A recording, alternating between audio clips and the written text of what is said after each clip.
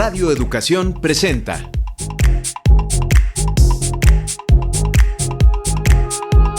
Datos y hechos, información y análisis confiables. Hoy platicaremos con la doctora Silvia Marcos acerca de la toma de los caracoles zapatistas en Bellas Artes. En nuestro reportaje hablaremos del anuncio de AMLO acerca de que los recursos para programas sociales están garantizados el resto del sexenio. El comentario de esta semana analiza la situación que priva en el país entre cárteles de las drogas y el ejército mexicano. En el ámbito internacional, hablaremos de los documentos que podrían matar la carrera política de Trump. La selección musical de hoy es muy buena. Disfrútela. Buena tarde, usted escucha Datos y Hechos, información y análisis confiables. Soy Alma Lilia Martínez y le doy la más cordial bienvenida este viernes 12 de agosto a nombre de todo el equipo de producción. Lo invito a que hagamos juntos el recorrido de la información durante los próximos minutos. Agradecemos las llamadas y mensajes que enviaron la semana pasada. Hoy también se puede poner en contacto con nosotros. Tenemos 2 vías para ello.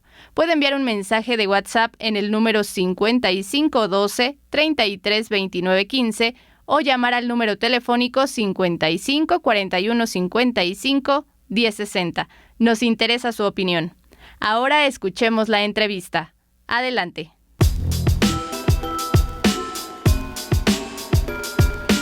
Diálogo semanal.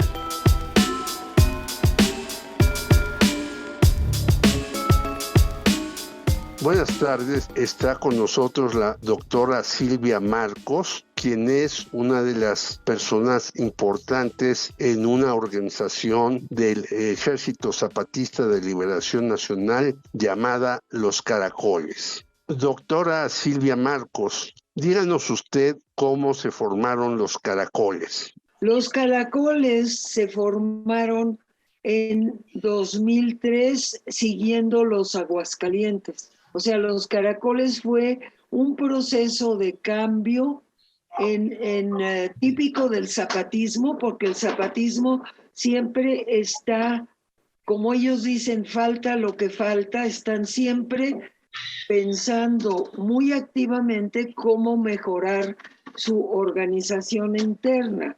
Hay que recordar que los caracoles zapatistas son una forma de organización comunitaria y territorial original a los pueblos que conforman el EZLN.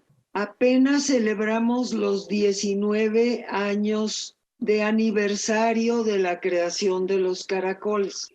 Entonces, los caracoles fueron una respuesta al proceso mismo de crecimiento y fortalecimiento de la propuesta autonómica del EZLN. En ellos, el acuerdo, que es consenso, se logra a través de sus asambleas comunalistas, colectivistas, de organización comunitaria y territorial. Este tipo de organización de caracol está formado por las juntas de buen gobierno, por consejos municipales de municipios autónomos rebeldes zapatistas que se llaman mares, hasta llegar al caracol que aglomera varios municipios autónomos. Así logran su objetivo de mandar obedeciendo, porque si escuchan esto claramente van a ver que las decisiones se toman siempre por consenso en asambleas. Esto que ellos llaman el acuerdo es algo que se logra, tiene su reglamento, pero eso no lo voy a explicitar ahora. Tiene un reglamento interno, pero hay un arreglo que si 3 gentes no están de acuerdo o 2 gentes no están de acuerdo, hay el acuerdo previo de que van a estar de acuerdo si el resto de los demás participantes están de acuerdo. Entonces, es toda una normatividad interna que tienen ellos que permite que se pueda mandar obedeciendo. ¿Por qué? ¿Qué quiere decir mandar obedeciendo? Quiere decir que están mandando, obedeciendo el mandato del pueblo. Entonces, sí mandan, pero mandan obedeciendo. Entonces, yo creo que eso es muy importante recuperarlo de la forma organizativa de los caracoles. Sin embargo, yo quiero, primero que nada, hablar de algo porque fue lo que insistimos en presentar allí el domingo en Bellas Artes, que es las estrategias contrainsurgentes que se han incrementado terroríficamente estos últimos años. O sea, desde el 2019 hay un despliegue feroz de la contrainsurgencia denominada Guerra de Desgaste en Chiapas, principalmente en las comunidades de autónomas zapatistas, Nueva San Gregorio, la región de Moisés Grande, pertenecientes al municipio autónomo de Lucio Cabañas. Entonces aquí hemos dicho que esta estrategia contrainsurgente está impedida de arrasar comunidades a través de un genocidio. Entonces ensayan estrategias que persiguen el mismo objetivo que el genocidio y de manera lenta van sofocando pueblos para despojarlos y convertir sus bienes comunes en mercancías o en destrucción, porque queman las bodegas, queman los cultivos, que están haciendo una barbaridad con esos territorios recuperados por el zapatismo. Han estado atacando a comunidades zapatistas, invadiendo y alambrando las tierras recuperadas por las bases de apoyo, robando, fíjense, robando sus cultivos, sus materiales de trabajo, sus tiendas comunitarias y sofocando los pueblos para despojarlos. Doctora, el pasado domingo 7 de agosto, ustedes llevaron a cabo un acto en el Palacio de Bellas Artes que, según supimos, no se les había permitido antes realizarlo. Díganos a qué se debe. Bueno, no que antes no nos hayan permitido. Yo he participado en 5 de esos plantones en Bellas Artes, o sea, no crean que es el primero que se logra. O sea, ha habido una serie de ensayos, pero claro que en estos últimos años se incrementó la represión. Yo he estado participando en plantones en Bellas Artes en donde tengo que llegar tarde, me tengo que ir a esconder un rato en Bellas Artes porque se están defendiendo las compañeras, Claudia Torres, las mujeres y la Sexta, se están defendiendo de la agresión de la policía llega y las agrede, las pellizca para que les duela y para que no puedan mostrarse moretones y no se puedan quejar.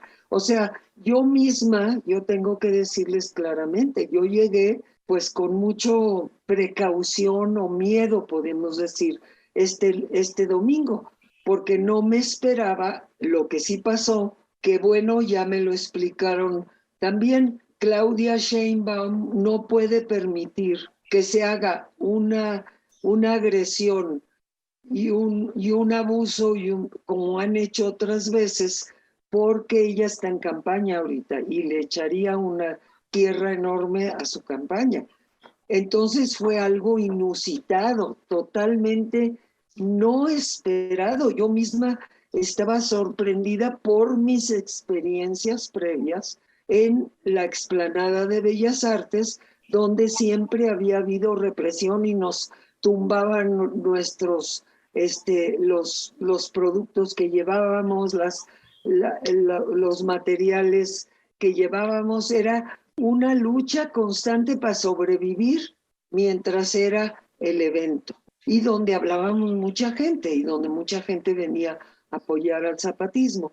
Entonces, esta vez que fue tan impoluta y tan tranquila, es totalmente inexplicable excepto si tenemos en cuenta que la jefa del DF, Claudia Sheinbaum, está en campaña y entonces no quiso manchar su campaña.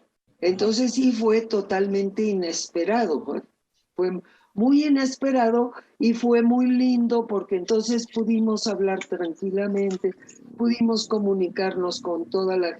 Llegó muchísima gente, se pudieron sentar tranquilos, no los estuvieron correteando para que se fueran, no hubo, o sea, pudimos hacer una especie de comunicación entre los oyentes y los que tomamos la palabra. Entonces fue un momento muy positivo para celebrar el aniversario 19 de la existencia de los caracoles. Ahora, los caracoles son muy importantes como propuesta del zapatismo.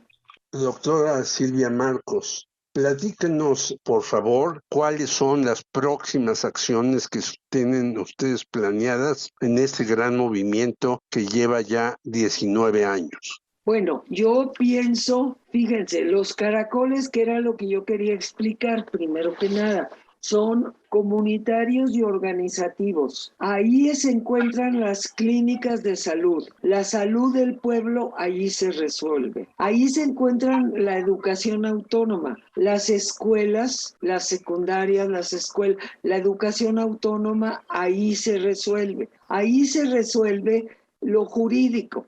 Es más, lo que sabemos ampliamente, y nos lo volvieron a recordar el domingo, es que de muchas comunidades que se llaman en la zona partidistas, entre comillas, que son zonas étnicamente tzotziles, celtales, cholto, colabal, son zonas que se han separado del zapatismo o no participan con el zapatismo, pero vienen a curarse al caracol. Mandan sus hijos a que se eduquen en las escuelas de los caracoles y vienen a resolver conflictos políticos de tenencia de tierra, de los miles de problemas que se dan en las comunidades. Jurídicamente prefieren o logran acceder a esa justicia.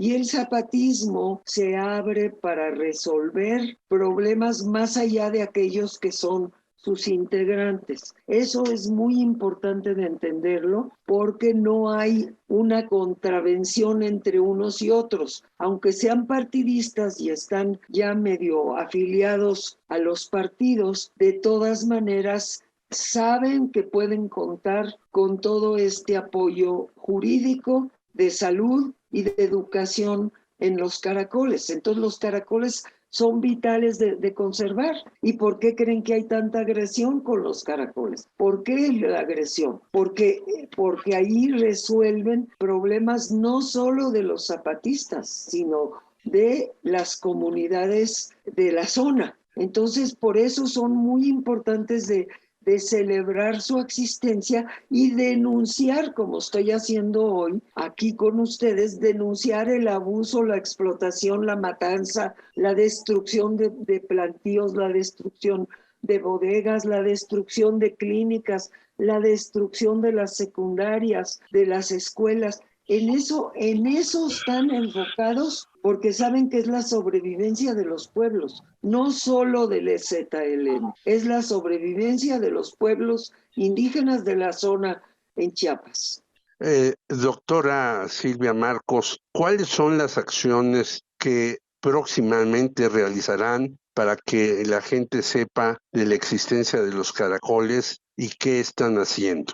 Mira, yo no soy interna al zapatismo, yo no soy parte de la Comandancia General, no soy parte del Consejo, entonces realmente yo no puedo decir qué planean hacer, pero yo sé que están en resistencia y en rebeldía, porque resistencia y rebeldía en paz, porque nunca van a agredir, en paz es la forma como ellos se organizan, como ellos se defienden, con resistencia, con rebeldía y en paz sin agredir. Pues le agradecemos mucho la presencia aquí en Radio Educación y esperamos conversar próximamente cuando ustedes tengan otro tipo de actividades que sean relevantes para la sociedad. Yo con mucho gusto, nada más me dices y ahí estoy puesta. Le agradecemos mucho su presencia. Un abrazo a usted y a sus compañeras. Hasta luego. Nosotras las mujeres, este día nos sentimos muy contenta y tranquila y un corazón fuerte por verlos muchos de diferentes estaturas, colores como el maíz, que hay color amarillo, negro, blanco, pero todos somos una sola humanidad.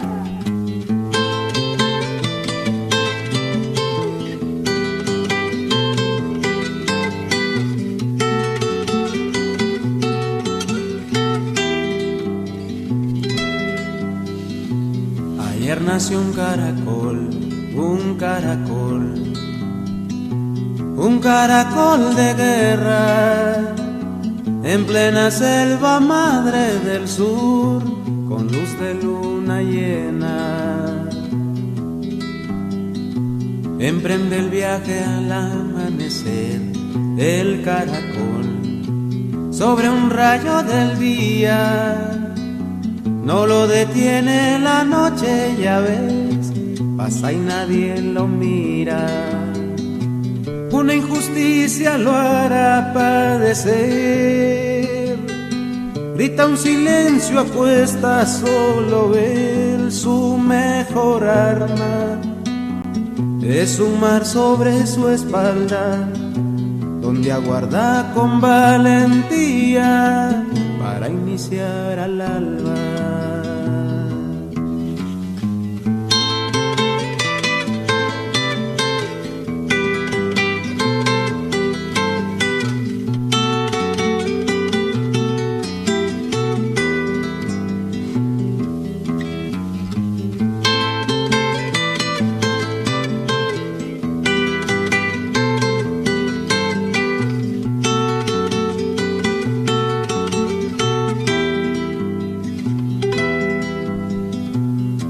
Montañas y el caracol,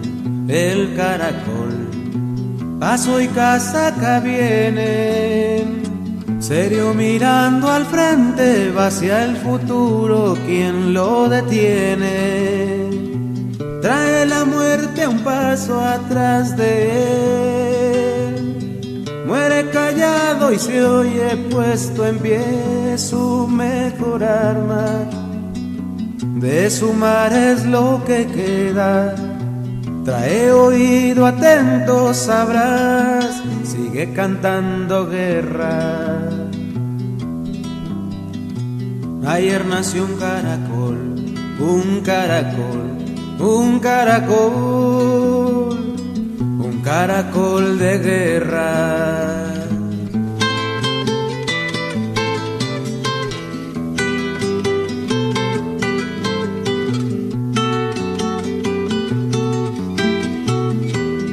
Desde 2003 se organizaron los caracoles con el propósito de continuar con el crecimiento y fortalecimiento del EZLN y de la zona indígena de Chiapas. Le agradecemos a la doctora Marcos por su interesante charla acerca de cómo funciona esta organización a la que pertenecen varios municipios autónomos en la selva sur de México.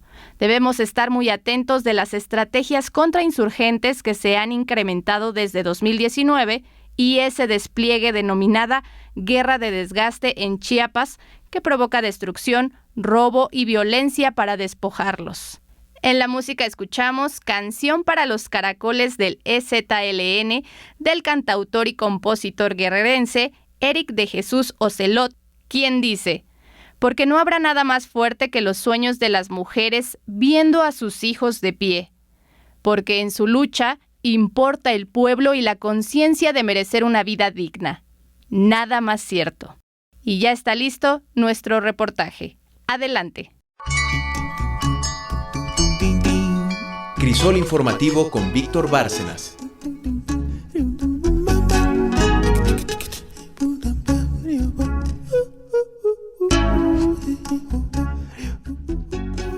Recursos para programas sociales están garantizados el resto del sexenio.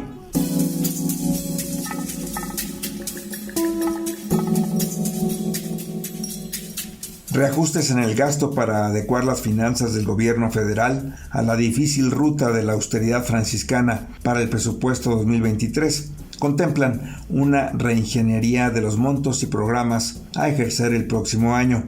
Según ha detallado un análisis del Centro de Estudios de las Finanzas Públicas de la Cámara de Diputados, la reducción neta de 15 programas presupuestales en la estructura programática a emplear en el proyecto de presupuesto de egresos 2023 respecto a lo del presupuesto aprobado y ejercido en 2022 es el resultado de la incorporación de 5 programas en la estructura de los ramos, así como de la eliminación de 20 programas.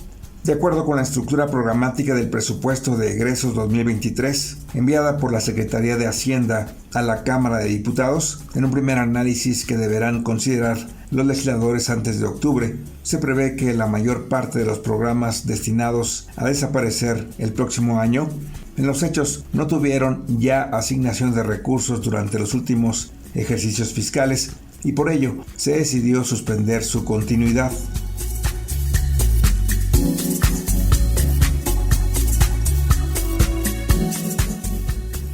La estructura programática enviada por la Secretaría de Hacienda considera un total de 858 programas presupuestales para 2023, es decir, 15 menos que en el actual ejercicio fiscal, y entre los programas sectorizados que desaparecen figuran calidad en la atención médica, becas Elisa Acuña, apoyo financiero a microempresas familiares y el Fondo de Reconstrucción de Entidades Federativas, entre otros. No obstante, el gobierno federal reiteró que a pesar de la reducción presupuestal en 2023 para algunas dependencias, están garantizados los recursos destinados a los programas sociales. El presidente Andrés Manuel López Obrador se comprometió a que todos los programas sociales contarán con presupuesto suficiente para el ejercicio fiscal del año próximo y también en lo que resta del sexenio bajo su conducción de gobierno. El jefe del Ejecutivo Federal alertó a la ciudadanía acerca de que no deben dejarse engañar por versiones que hablen de que habrá reducción presupuestal para los programas del bienestar. No hay ningún programa de bienestar que se quede sin presupuesto. O sea, que la gente sepa, si escuchan de que va a haber reducción del presupuesto de los programas de bienestar, que sepan que es mentira, que es un invento, una calumnia de nuestros adversarios. Así, categórico. Pero no solo eso, que sepan que van a tener más presupuesto los programas de bienestar en el 2023.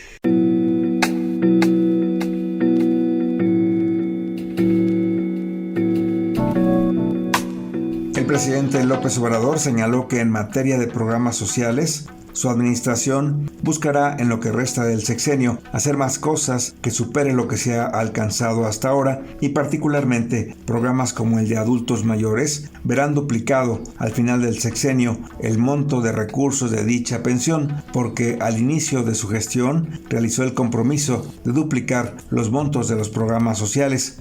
Precisó que el gobierno que encabeza pasará de la austeridad republicana a la pobreza franciscana con la idea de seguir beneficiando a los más necesitados del país y eficientizar el gasto de la administración federal. Todos los programas van a tener aumentos. Cuando hablamos de que se pasa de austeridad republicana a pobreza franciscana, es porque no debemos relajar la disciplina, porque no puede haber gobierno rico con pueblo pobre y vamos a seguir ahorrando, que no haya dispendios.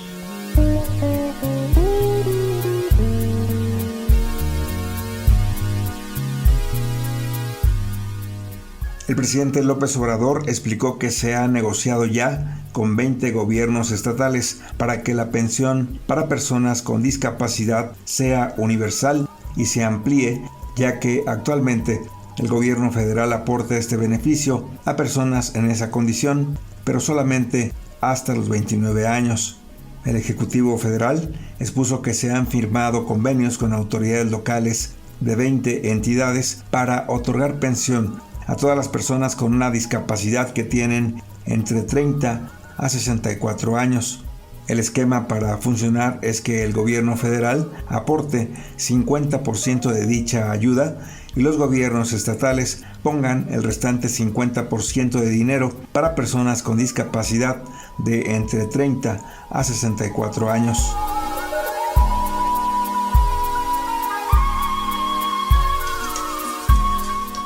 La oposición al gobierno de López Obrador critica que los programas del bienestar se beneficien con mayor presupuesto en 2023, justo un año antes de la elección presidencial, ya que consideran que la ayuda directa a la población, más que resolver las necesidades apremiantes de los más vulnerables, sirve para generar un clientelismo electoral.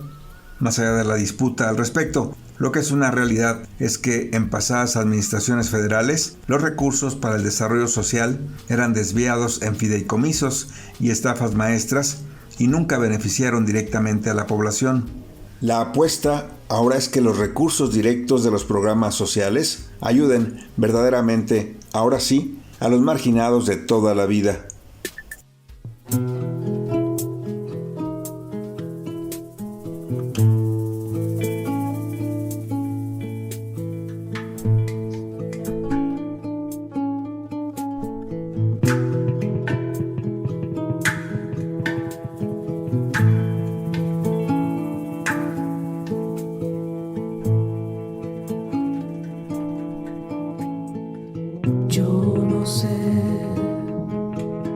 Si algún camino me pueda llevar a ti, aquí donde no estás, escucho un río de pájaros al volar.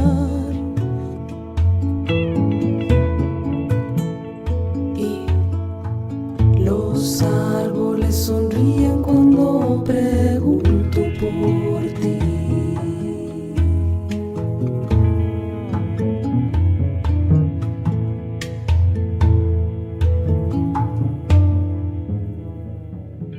Tengo un barco para navegar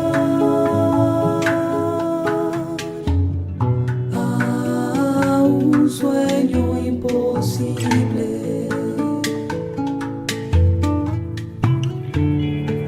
Y esta ventana aventurera, atravesando mi imaginación.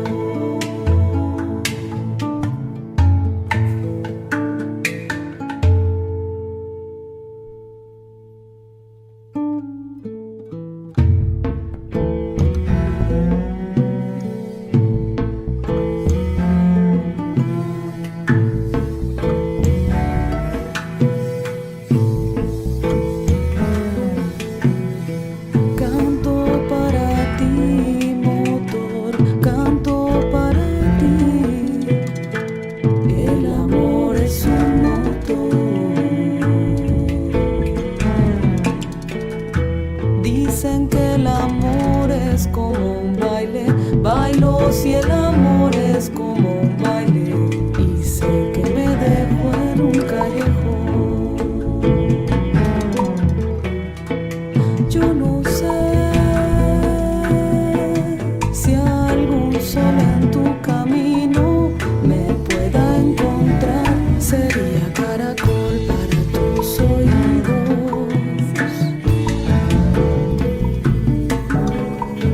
Bajo por la escalera de mis recuerdos, desciendo.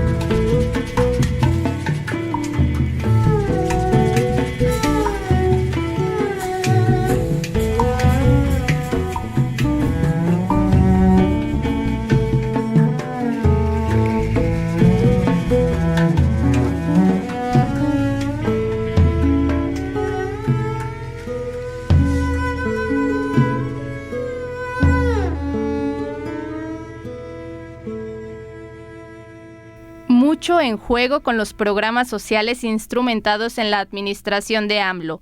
Estemos atentos a la reacción de la oposición. La cantante, compositora, conductora, productora y actriz mexicana Leticia Servín interpretó su rola Caracol. Sintoniza usted datos y hechos, información y análisis confiables. Nos interesa su opinión. Puede enviarnos un mensaje vía WhatsApp al número 5512-332915 o llamar al número telefónico 55 41 55 1060. Es momento de escuchar nuestro comentario semanal.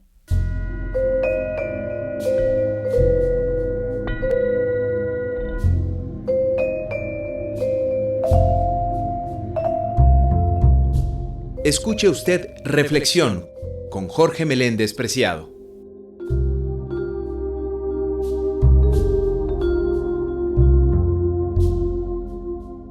Puros balazos.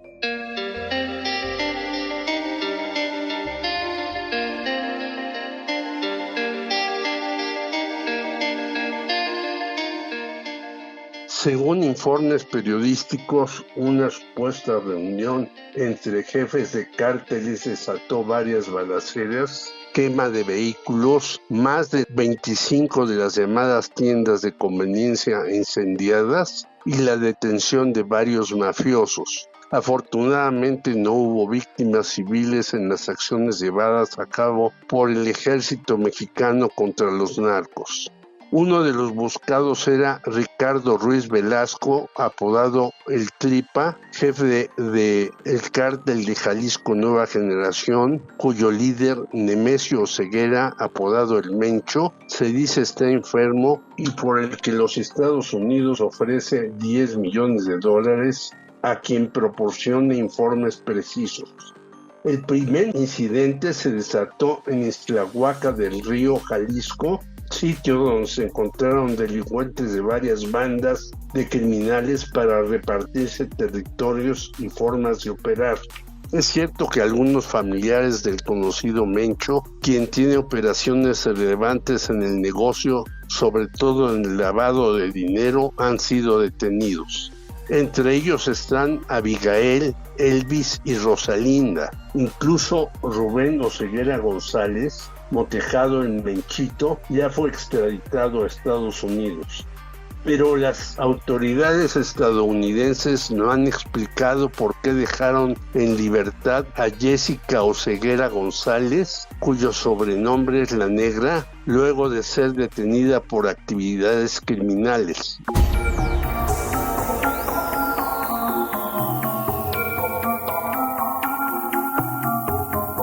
En 1994 detuvieron a El Mencho por tráfico de heroína y en la Corte de California le impusieron 3 años de prisión.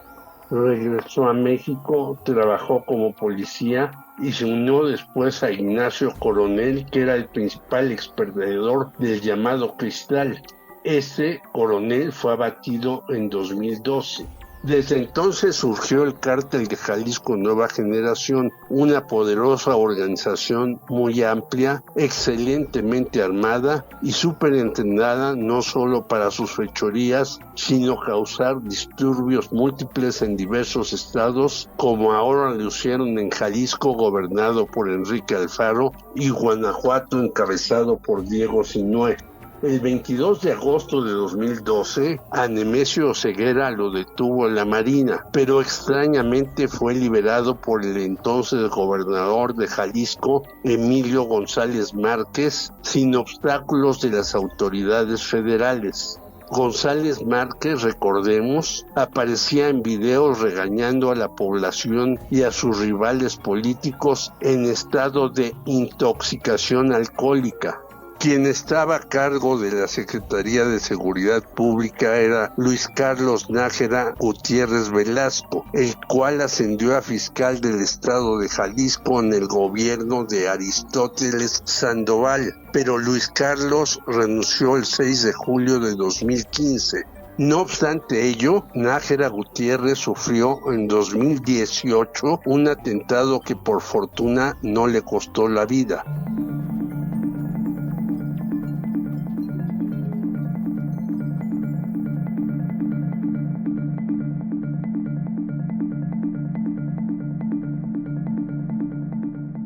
Pero en diciembre de 2020, el priista Aristóteles Sandoval fue asesinado en Puerto Vallarta, Jalisco, sin que hasta la fecha se tengan los menores indicios de quiénes fueron los sicarios.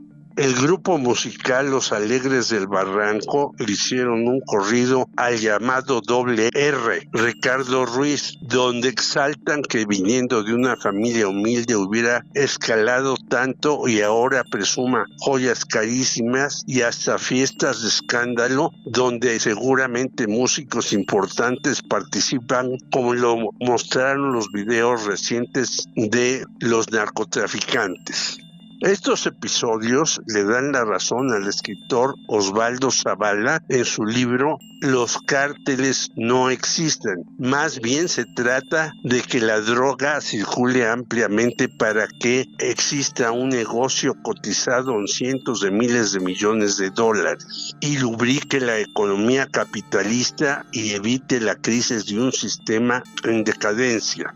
Según un excelso periodista sinaloense, los mantenidos por el narco son miles de personajes, desde los de arriba en el escalón judicial, armado y político, hasta cantidad de jóvenes que sirven de halcones o están dispuestos a hacer las peores acciones y que únicamente entran en acción cuando se les necesita.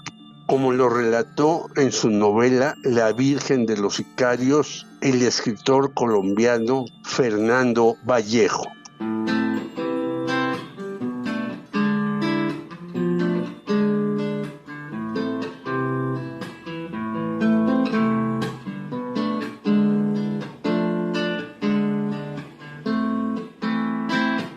Con una agüita de ayahuasca perfumaba su conciencia, como por arte de ciencia ascendía la hojarasca. Yo miraba en la borracha a la hechicera en su rito, mas soy pagano del mito, no creí lo que anunciaba. Cuando del futuro hablaba y lo bordaba tan marchito, se llenará de gusanos, decía el plato de la paloma, por el tiempo que se asoma de las líneas en las manos.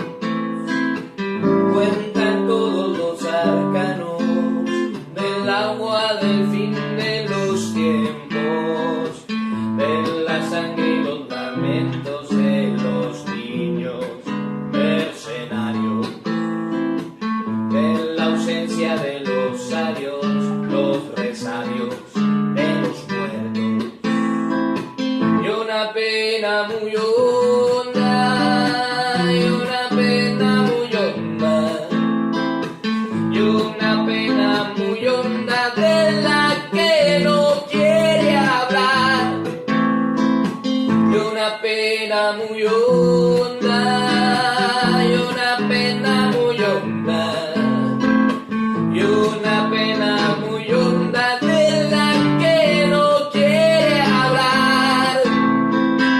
Se llenará de gusanos, decía el plato de la paloma, por el tiempo que se asoma de las líneas en las manos. Cuentan todos los arcanos del agua del fin de los tiempos, de la sangre y los lamentos de los niños mercenarios, de la ausencia de los sabios, los resabios de los muertos, y una pena muy honda, y una pena muy honda, y una pena muy honda de la que no quiere hablar, y una pena muy honda, y una pena muy honda, y una pena muy honda de la que no quiere hablar.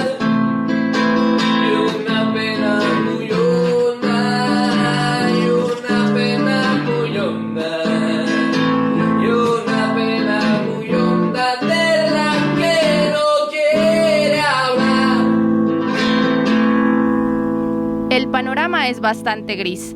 No ha habido un buen resultado con la estrategia planteada por este gobierno para contrarrestar la actividad delictiva de los cárteles. Sigamos atentos a ver qué proponen en lo que resta del sexenio. En la música escuchamos la rola La Profecía de Emiliano Buenfil, cantautor nacido en la Ciudad de México. De ser pintor y teatrero, pasó a volverse músico. Ahí ha transitado por los ritmos del punk, el rock, la cumbia y la trova yucateca. Ahora escuchemos lo que sucede en otra parte del mundo en nuestra siguiente sección. Adelante. Så mycket idéer och tankar och kurser man kan gå hur man So Belle tells her father Un manifestato, quelle che ha... Pasaporte Internacional a cargo de Ricardo Mercado Bravo.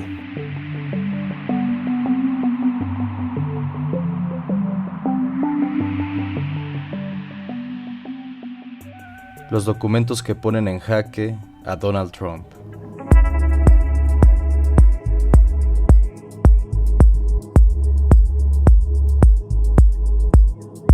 Son las pequeñas cosas las que te atrapan. Solía repetirle Donald Trump a su gente cuando solo se dedicaba a ser un hombre de negocios. Ahora que ocupa su tiempo en ser el líder y símbolo de la derecha más radical de Estados Unidos, son esas pequeñas cosas las que pueden sacarlo de su turbulenta carrera política. Unas cuantas cajas con documentos que se presumen clasificados son las que tienen contra las cuerdas el hipotético regreso de Donald Trump a la Casa Blanca.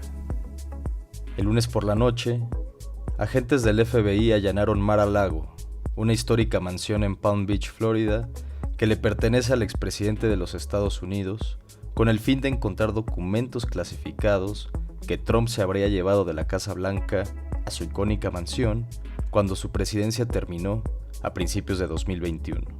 El Departamento de Justicia del vecino del norte no se ha pronunciado al respecto, pero para poder ejecutar una orden de registro a la propiedad, debe de haber una investigación criminal en curso. La que desató la furia de los republicanos y la euforia de los demócratas este lunes, solo es una más de las investigaciones que tiene en curso el excesivamente polémico Donald Trump.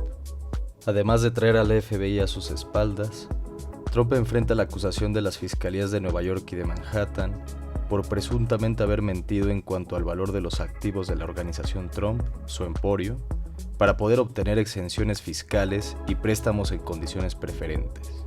Sumado a ello, se encuentran las investigaciones políticas que podrían derivar en penales en torno al papel que desempeñó el expresidente en el asalto al Capitolio y en el movimiento republicano que juraba que las elecciones estadounidenses del 2020 habían sido un fraude.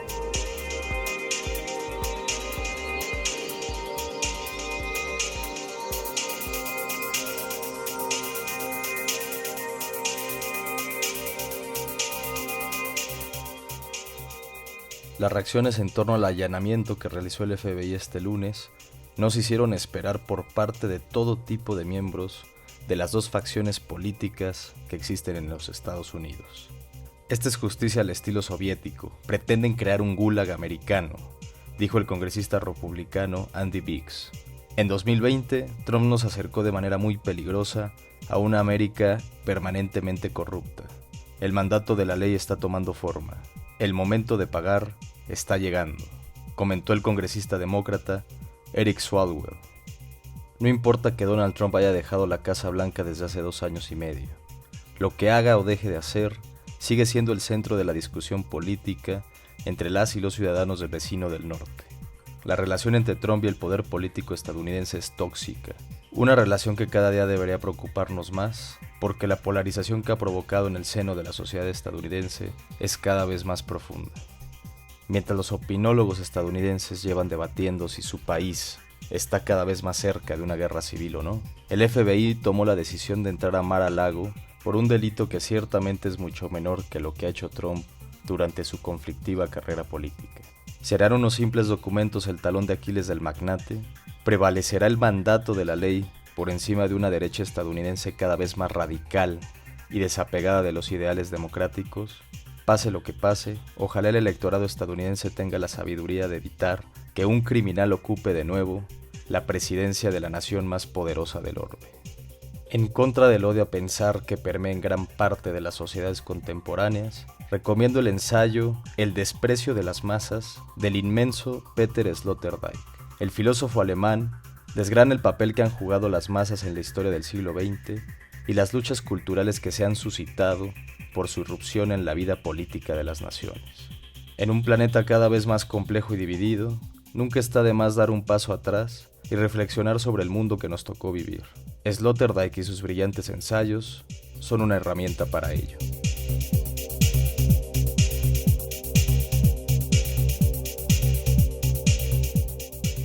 Un saludo especial a Silvia Arzate, quien fue de las personas que nos hizo comentarios la semana pasada. Gracias por su escucha. Nos encontramos la siguiente semana para seguir repasando la actualidad internacional. Muy lindo fin de semana.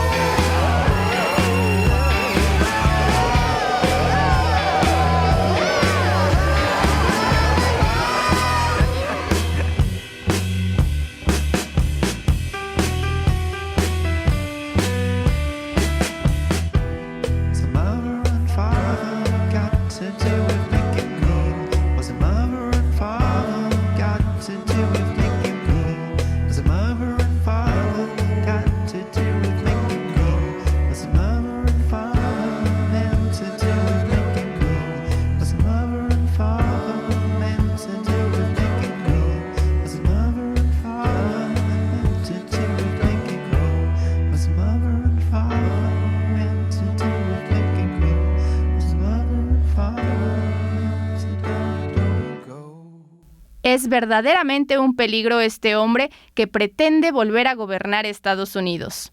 Esperemos que no haya impunidad y que de verdad esta investigación impida que vuelva a postularse como candidato a la presidencia del país vecino del norte. No expresar tu ira o indignación significa que no estás vivo, dicen los muchachos de la banda Franz Ferdinand, de origen británico, de indie rock formada en Glasgow, Escocia, en 2001. Escuchamos la rola Demagog. Van en disminución los contagios por COVID-19. Aún así, le recomendamos que siga todas las medidas sanitarias para evitar el contagio. Llegamos al final de Datos y Hechos, información y análisis confiables. Agradecemos su escucha.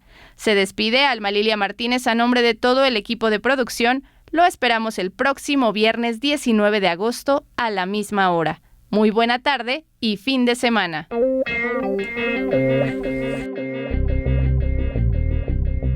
Esto fue Datos y Hechos, información y análisis confiables.